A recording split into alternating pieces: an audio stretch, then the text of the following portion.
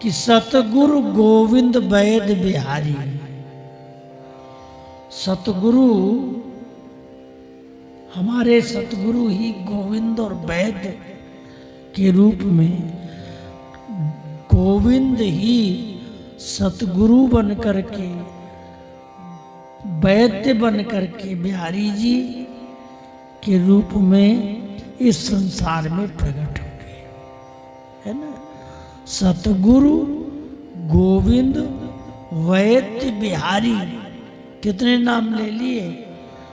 पहला नाम सतगुरु ले लिया, फिर कहते हैं गोविंद हैं, फिर कहते हैं वैद्य हैं, अंत में लेते हैं बिहारी जी। चलो भाई, वैद्य जी कैसे हैं।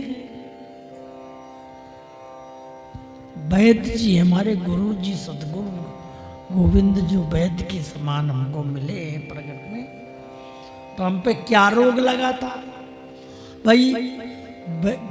वैद्य जी किसी के घर जाते हैं तो ऐसे तो जाएंगे नहीं, कोई बीमारी होगी, कोई तकलीफ होगी, कोई रोग होगा, तो क्या रोग है, कैसा रोग है। वो आगे की लाइन में कहते हैं, दीनो मधुमती। अब छोटे छोटे बच्चे हों, उनके सुई एक बार लगा दी जाए तो दोबारा सुई देखकर डरते हैं,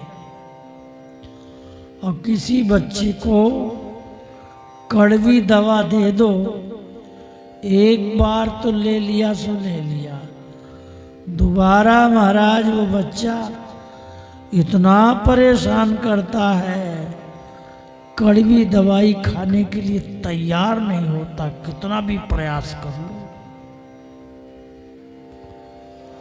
तो हमारे जो बिहारी जी हैं, हमारे स्वामी श्री हरदास जी हैं, जो हमारे गुरु जी हैं, इन्होंने हम रोगी को, हम रोगी हैं, और हमें दवाई पिलाया। बोले कैसी दवाई पिलाई। 2 तरह की दवा है, एक कड़वी दवा, एक मीठी दवा। इसका मतलब क्या है, रावण कौरव कंस को मारना, ये भी तो भगवान की लीला है। बोले ये कड़वी दवा है,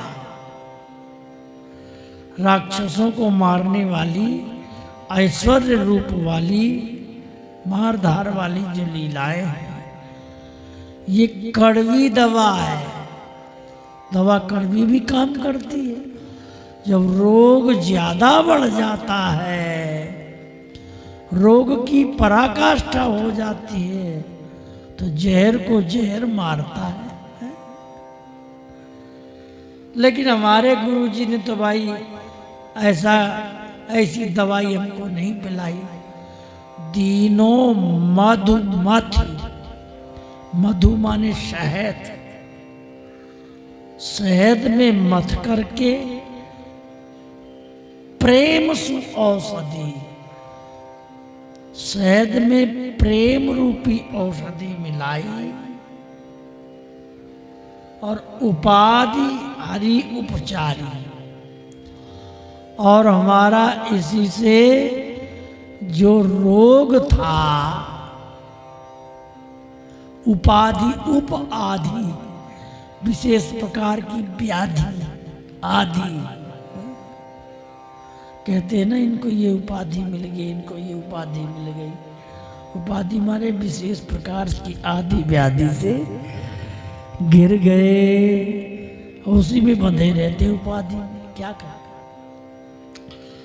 तो दीनो मधुमति प्रेम सु औषधि, सुंदर औषधि दिया है।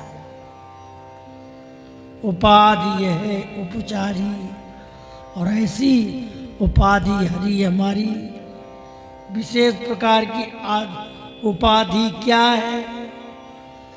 बोले भाई भगवत विमुखता, और भाव रोग। हमारे क्या लगा था रोग?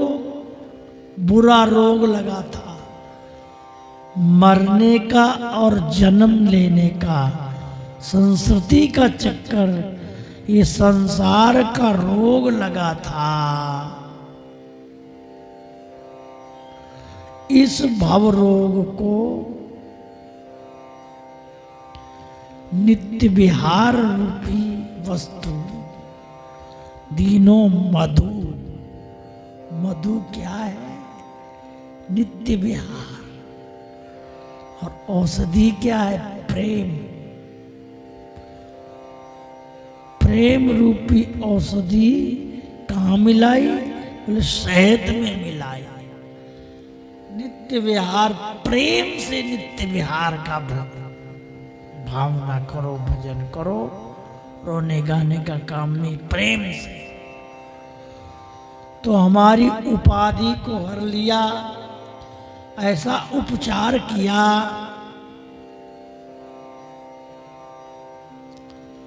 नेक बदन दर्शे दुख जानत। हमारे मुख को देख करके गुरु जी ने देखा कि बिहारी दास बहुत दुखी है बेचारा, है? दुख जानत बिन परसे कर नारी। हमारी नारी ने स्पर्श की, मतलब पूछा नहीं कि तुम्हें कौन सा रोग है। हमें देखते ही गुरुजी समझ गए इसका रोग बहुत भयंकर है। ऐसी औषधि पिलाई है। अब कौन सा रोग था? अब कहते काम कुरोग। संसार के भगवान की प्राप्ति के विरोध में जो कुछ भी हम संसार की प्राप्ति की इच्छा करते हैं वो सब काम ही है, कामना का दोष। काम कोई एक ही दिशा नहीं है। लोभ भी काम कह सकते हैं, क्योंकि लोभ में प्रवृत्ति होती, कामना बदल जाती। कुल मिलाकर काम कुरोग, काम ये बुरा कुरोग था, बहुत बुरा रोग था। उससे हम ग्रसित हो गए थे। काम के रोग से वासना ही जीव के पुनर्जन्म का कारण है। मृत्यु के समय हम जो भी कामना ले लेते हैं, वासना आ जाती है, दूसरे जन्म में वही वासना पूर्ण करने पड़ता है। तो इसी के कारण संस्कृति में जाना पड़ता है। संस्कृति माने संसार। काम रोग ग्रसित, इस बुरे रोग से ग्रसित होकर के संस्कृति मन, हमारा मन, संस्कृति माने संसार। संस्कृति इति संसारः, जो सरकता रहता है, चलता रहता है, एक रस नहीं रहता है। जन्म मरण के चक्कर में हम जो फंसे हुए थे,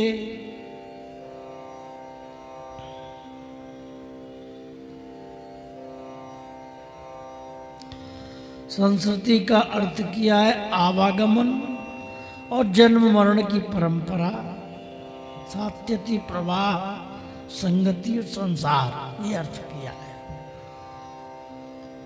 तो ये आवागमन का चक्कर है, जन्म मरण की परंपरा है, संस्कृति है।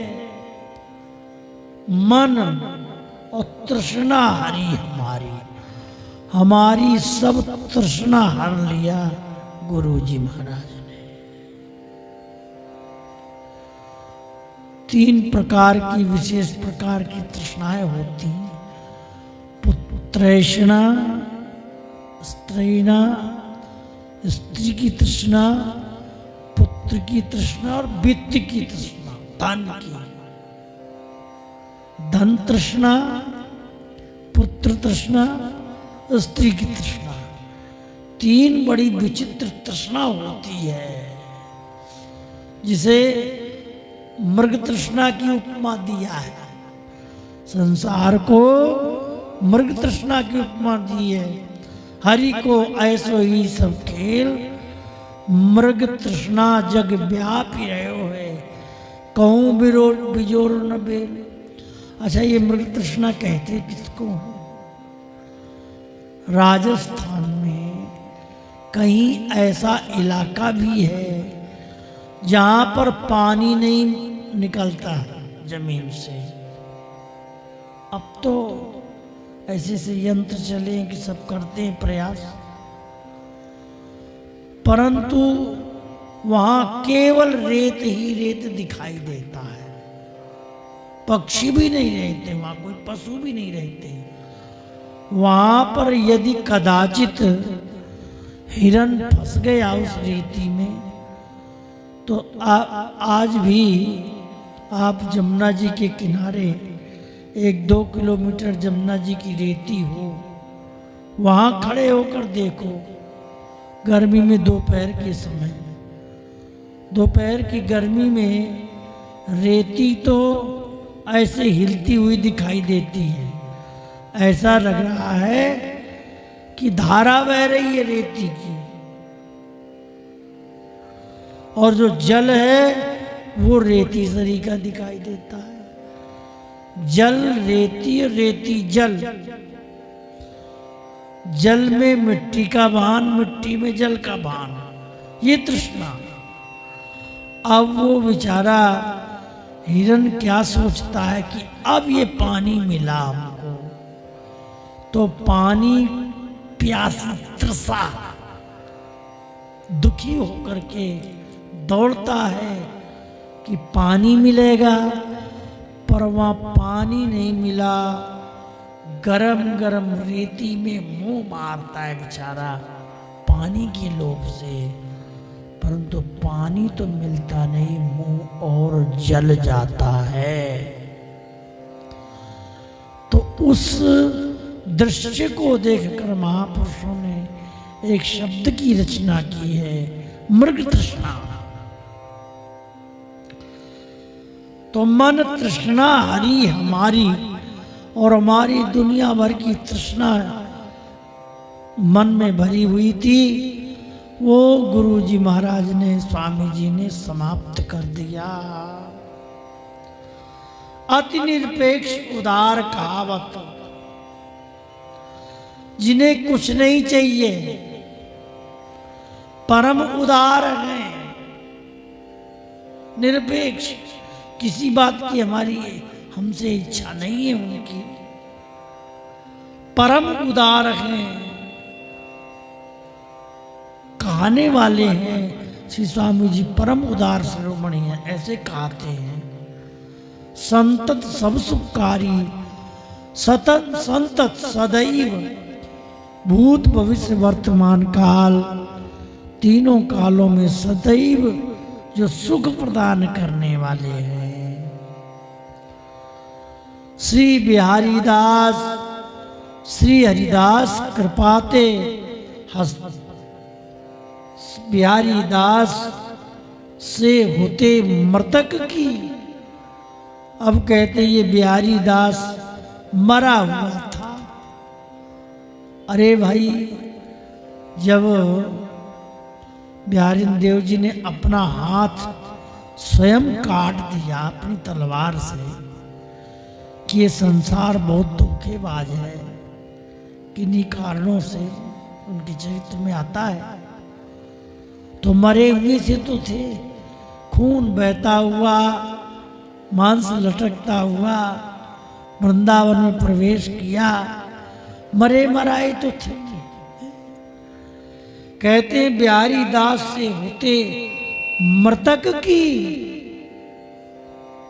हम सभी के मरे मराए की को पुनः दोबारा हाथ प्रदान किए और जीवन प्रदान किया, अपनी उदारता की प्रतिज्ञा को श्रृंगारित किया। प्रगट प्रतिज्ञा पारी और परम कृपालता और परम उदारता की प्रतिज्ञा का निर्वाह किया। अब अगला पद ये भी बिहारी देव जी का ही है, गुरु जी की महिमा में, ये गुरु पूर्णिमा में गाया जाता है पद। गुरु उनको गुरु श्री हरिदास आसुधीर को, हम सब गुरुओं के परम गुरु श्री हरिदास जी महाराज आसुधीर के हृदय का जो प्रकाश है वही श्री हरिदास जी महाराज है। आसुधीर को, अच्छा गुरुन को गुरु, एक बात इसमें कोई महानुभाव इसमें विचित्र अर्थ लगाते हैं। भाव है, देखो शब्दार्थ तो ये है गुरुओं के गुरु श्री हरिदास जी है बस। अब भावार्थ में किसका कैसा भाव है, वो कहाँ ले जाता है अपने शब्द को, अनेकार्थ भावार्थ हो जाते हैं। शब्दार्थ तो एक ही दिखाई देता है, लेकिन भावार्थ की कोई सीमा नहीं है। हृदय सतोगुणी है, रजोगुणी है, तमोगुणी है, त्रिगुणातीत है। किस प्रकार का हृदय है वैसे ही जैसा हृदय होगा ऐसे अर्थ प्रकट होते हैं। तो एक महानुभाव कह रहे थे, बोले भैया गुरु तत्व तो एक है, कौन सा? बोले वंदे बोधमयम नित्यम गुरुम शंकर रूपिणम। शंकर जी को गुरु तत्व कहा है, तो फिर गुरु उनके, अब उनके गुरु जी कौन बैठे? बोले उनको श्री ललिता जी। ऐसे शंकर जी भी ललिता जी को प्रणाम करते हैं। प्रसंग श्रवण किया है कि प्रकट लीला में, रास लीला के समय पर शंकर भगवान आए तो ललिता जी ने रोक दिया, बाबा ऐसे रास में प्रवेश नहीं है। कैसे प्रवेश है? बोले गोपी बननो पड़ेगो, सखी बननो पड़ेगो। अच्छा कैसे? बोले भाव देह के द्वारा अपना भाव देह सखी देह बनाओ। तो सिद्धों के सिद्ध हैं, गुरु हैं। अब ललिता सखी की बात मान करके गोपी बन गए। आज भी वृंदावन में गोपीश्वर महादेव जी के मंदिर में इसी समय 4-5 बजे गोपी का श्रृंगार होता है। ऐसे संतों की मान्यता है, गोपी बन करके भोले बाबा रास में पधारते हैं। बोलो वृंदावन बिहारी लाल की। और स्वामी जी के चरित्र में भी निजमत सिद्धांत में आया है कि शंकर भगवान भी गुप्त रूप से सेवक का स्वरूप धारण करके गंगाधर जी के गहरे महल में, और जिस समय ललिता जी के रूप में प्रकट हुई है, ललिता जी जब प्रकट हुई, माता चित्रा और गंगाधर जी के समक्ष जपना भगना बीला गुर्जन गंगाधर शंकर जी, तो वहाँ उन्होंने ललिता जी के स्वरूप में दर्शन किया। तो ऐसे गुरु जी भी ललिता जी को प्रणाम करते हैं, गुरु मानते हैं। इसलिए गुरु को गुरु श्री हरिदास आसधीर को कैसी महिमा है? बोले सन्मुख भय अभय कीने, जो इनके सन्मुख हो गया उसको अभय कर दिया। देखो गुरु तत्व है, आचार्य गुरु इष्ट वास्तव में द्वय नहीं। आचार्य गुरु और इष्ट ये दो नहीं है। आपको जिस परंपरा में गुरु जी मिले हैं,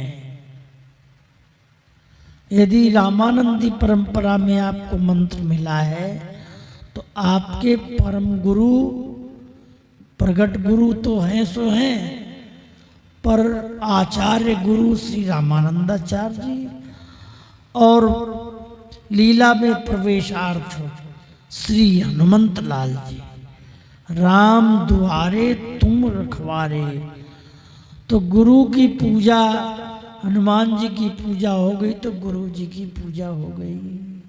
ऐसा श्री गुरु चरण सरोज रज, तुलसीदास जी ने हनुमान जी को भी श्री गुरु के रूप में माना है। तो श्री गुरु सेवत सबे सहाई, गुरुन को गुरु श्री हरिदास आसधीर को, सन्मुख भय अभय कीने, जो इन गुरु जी के सन्मुख हो गया उसको अभय कर दिया। अरे भाई किस बात का भय था? अरे मैं मर के जन्म लूंगा, पता नहीं कहाँ जाऊंगा, क्या होगा, इसलिए जन्म मरण का भय नष्ट कर दिया, अभय कर दिया। प्रिया प्रीतम की सेवा में पार्षदत्व की प्राप्ति करा दी। निज जन जान, अपना जन समझ करके, अपना सेवक समझ करके, हम ही नहीं बोले जिन जिन के मन में संदेह था हमारा कल्याण होगा कि नहीं होगा, उनका कल्याण स्वामी जी ने किया। कल्याण माने कल्याणमय स्वरूप की प्राप्ति कराई। शेषाम यद्भवे श्रेय पावना नाम च पावनम, कृष्ण प्राप्ति करम सस्वत साधनम तद्वादाधुना, श्रेय स्वरूप को, कल्याणमय स्वरूप की प्राप्ति करा दी और उनके मन के संदेह को, भ्रम की भीड़ को नष्ट कर दिया। साधन सिद्धांत, जितने भी साधन हैं और सिद्धि धन अंत, जितने भी सिद्धि प्राप्ति के लिए कोई साधन बताया जाता है, अंतिम सीमा सिद्धांत, उपदेश, उपदेश की भाषा को सिद्धांत कहा है। साधन, जितने भी साधन हैं और जितने भी सिद्धांत वर्णन किए गए हैं, सब कहते हैं साधन सिद्धांत सब सभी कात कवि महंत, और कवि भी कहते हैं, महंत लोग भी कहते हैं क्या कि भजन एकांत, भजन एकांत का होता है। जो गुरु जी ने तुम्हारे को नाम मंत्र दिया, वो एकांत में बैठकर श्वास श्वास से नाम जपने का अभ्यास करना चाहिए। एकांत का ही भजन बहुत जल्दी काम करता है। हंस नीर क्षीर को, हंस को नीर क्षीर विवेकी कहा है। कहावत है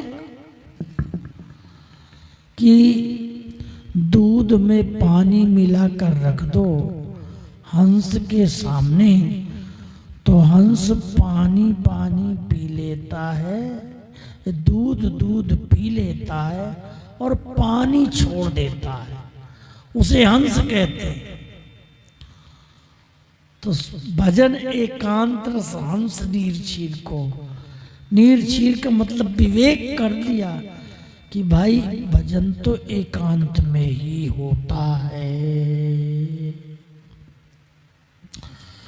निपट नित्य विहार, नी माने नहीं, पट माने पर्दा, किसी प्रकार का पर्दा नहीं। ऐसा जो नित्य विहार है, प्रिया प्रीतम का नित्य, श्यामा श्याम का, राधा बिहारी का जो नित्य विहार, नित्य माने पहले भी, भूतकाल में भी, भविष्य भी, वर्तमान भी, तीनों कालों में जो एक रस है उसे नित्य विहार कहते हैं। एक निमित्त विहार है, एक नित्य विहार है। निमित्त माने किसी कारण को लेकर के अवतार लेना और कारण पूरा होते ही और अपने धाम चले जाना, इसे, और उस बीच में जो भी लीला की उसे निमित्त विहार कहते हैं। विहार माने लीला, भ्रमण करना। रस रीति को श्रृंगार, रस की रीति का श्रृंगार है। स्वामी जी महाराज, गुरु जी महाराज, रस रीति क्या है?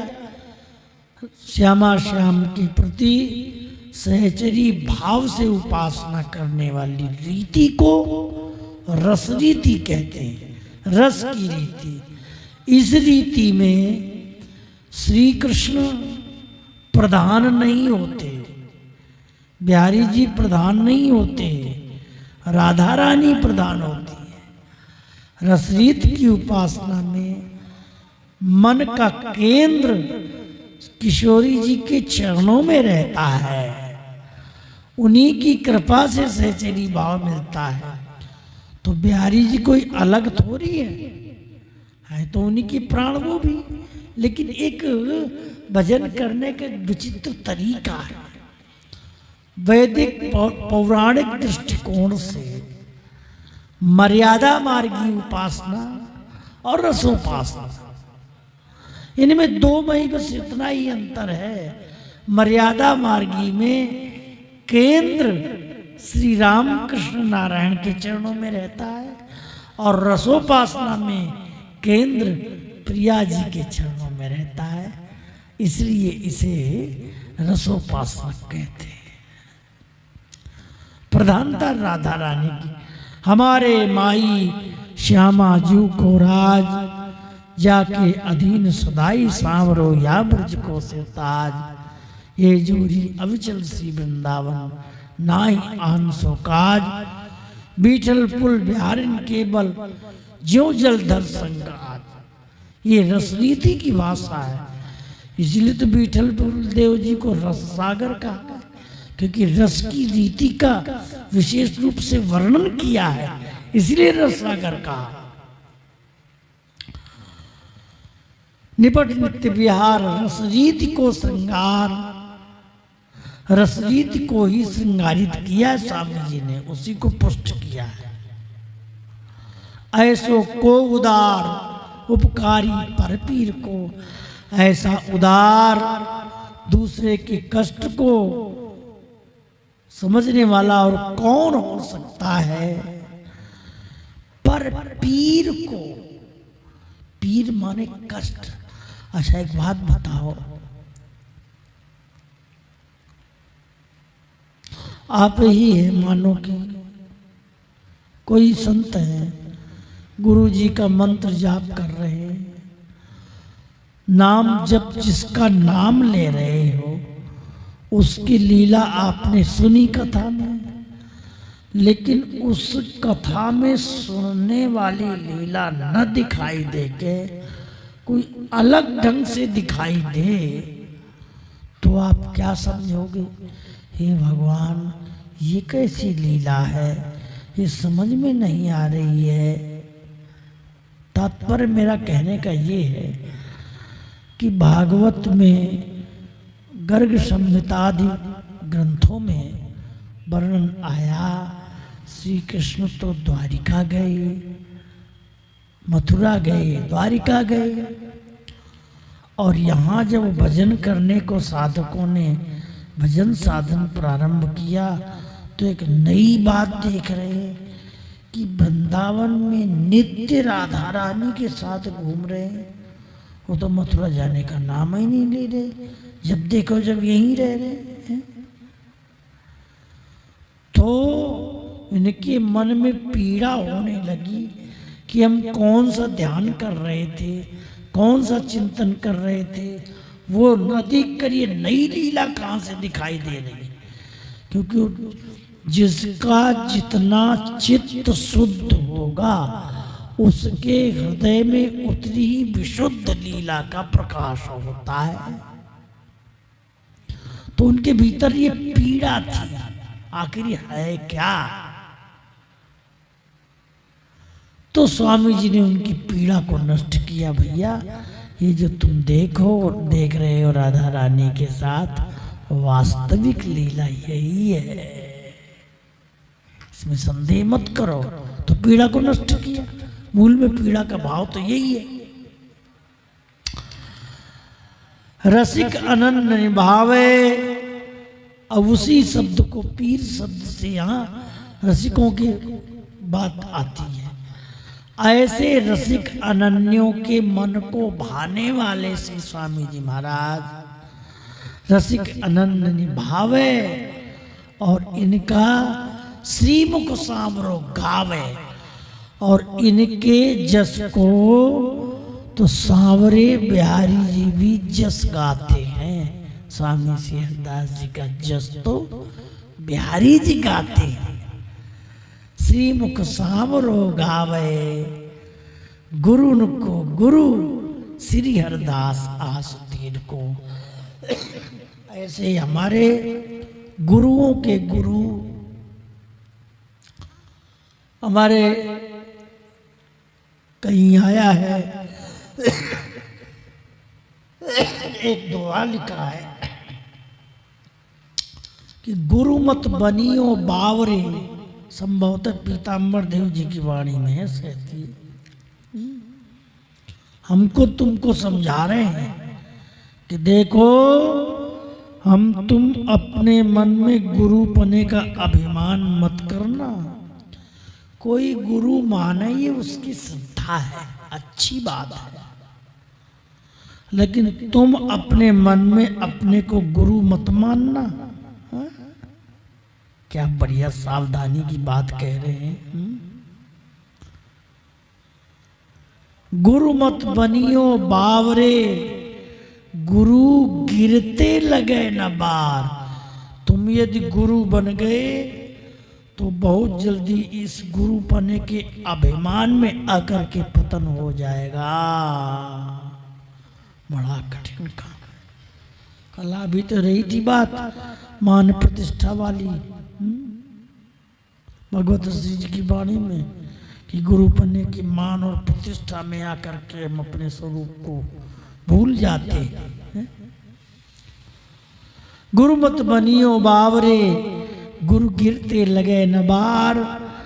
गुरु स्वामी हरिदास कुल, गुरु तो भैया स्वामी श्री हरिदास जी महाराज है, और उनके कुल में विराजमान जो गद्दी परंपरा में महापुरुष बैठे हैं भैया वही गुरु है। हम लोग तो गुरु नहीं है, हम गुरु नहीं है ऐसा मन में मानना चाहिए।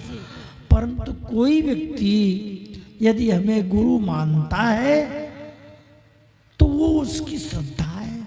श्रद्धा फलित सर्वदा, जो श्रद्धा करेगा उसको फल मिलेगा। गुरु को गुरु श्री हरिदास आसदीर को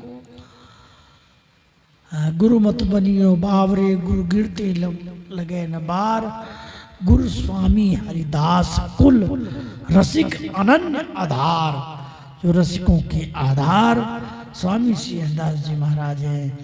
ऐसे रसिक अनन्यों के भाने वाले, अच्छे लगने वाले, श्रीमुख से सांवरा गायन करता है जिनका गुणगान, ऐसे स्वामी श्री हरिदास जी महाराज आसुतीर जी के हृदय में जो प्रकाश के रूप में है।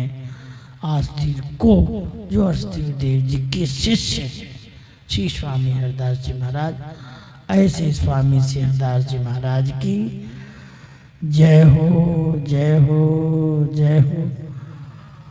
बोलो गुरु पूर्णिमा महोत्सव की। इसलिए गुरु पूर्णिमा पर हम लोग इन बातों का चिंतन करें। जय जय श्री राम।